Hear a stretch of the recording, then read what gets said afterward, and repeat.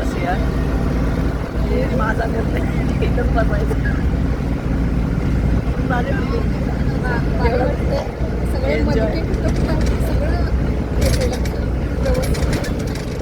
उतरल्यावर मी ड्रायव्हरच्या पाया पडते.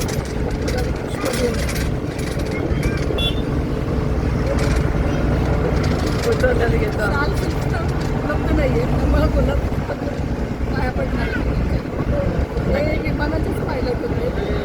चुकून इकडं आले. काहीतरी झालंय आणि ते प्रयत्न करतात.